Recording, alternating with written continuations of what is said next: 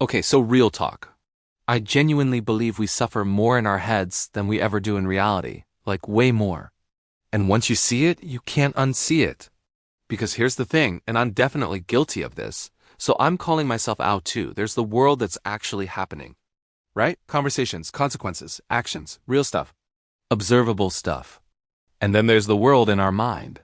The imagined arguments, the worst case scenarios, the silent assumptions about what people must be thinking, the full narratives we create about situations we haven't even confirmed yet.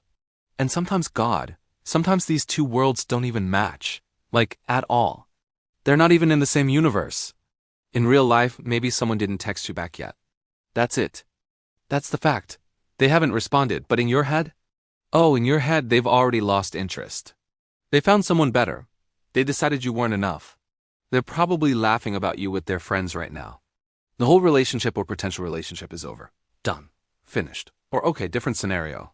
In real life, you make a small mistake. You stumble over your words in a meeting. You send an email with a typo. You say something slightly awkward at a party. In your head? You've just permanently ruined your reputation. Everyone thinks you're incompetent now. They're all talking about it. Your career is over. You'll never recover from this. You should probably just move to a different city and start fresh. Which, I mean, come on, we've all done this, right? Just me? I don't think it's just me. The brain is loud, like so loud. It fills gaps with fear. It creates full storylines out of partial information. It tries to protect you by predicting pain, which sure, evolutionarily that makes sense. Better to assume the rustling in the bush is a tiger than to assume it's nothing and get eaten. But in doing that, it manufactures pain that hasn't even happened. Pain that might never happen. Pain that exists only in your imagination. And here's what really gets me about this. It's like living in two dimensions at once. One is grounded, physical, verifiable. The other is abstract, hypothetical, sometimes completely fictional, just made up. Your brain's own little horror movie that it's directing. And the wild part, the part that messes with me the most, is how real the mental one feels. It doesn't feel imaginary. It feels urgent. Your heart races. Your stomach drops. Your whole mood shifts. You're anxious, defensive, sad, angry over something that hasn't even occurred. I remember once, and this is embarrassing, I sent a message to a friend. Hey, wanna grab coffee sometime? And they didn't respond for like 6 hours. 6 hours.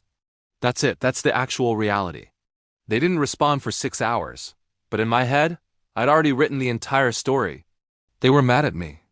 I must have done something wrong. They were icing me out. Full spiral. Complete catastrophe. And then you know what happened? They texted back. Sorry, was in a meeting. Coffee sounds great. That's it. They were in a meeting. Not plotting my social demise. Just in a meeting. And I'd spent 6 hours suffering.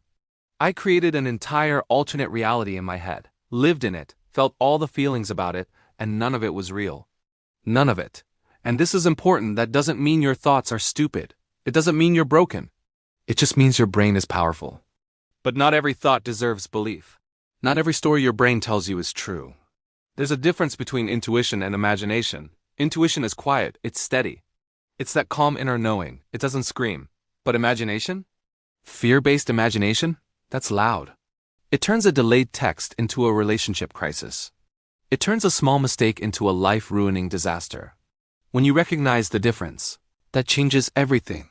So when I feel myself getting pulled into that mental fantasy land, I pause. Just pause. And I ask myself, is this actually happening? Like, right now, in reality, is this thing I'm panicking about actually occurring? Because when I step back into the real world, the one with actual evidence, it's almost always far less catastrophic than my head. We don't always suffer from reality. Most of the time we suffer from the story we're telling about reality, learning to ask, is this real or is this just in my head? That's kind of freedom. Real freedom. And yeah, your brain's gonna keep doing this. It's wired to protect you. But you can learn to recognize it. To catch yourself mid-spiral and go, wait, is this actually happening? Or am I just in my head again? And most of the time, you're just in your head. And the real world is way less scary than the one you've been living in. If you've ever suffered more from the story in your head than reality, comment just noise. Follow for more on quieting the brain.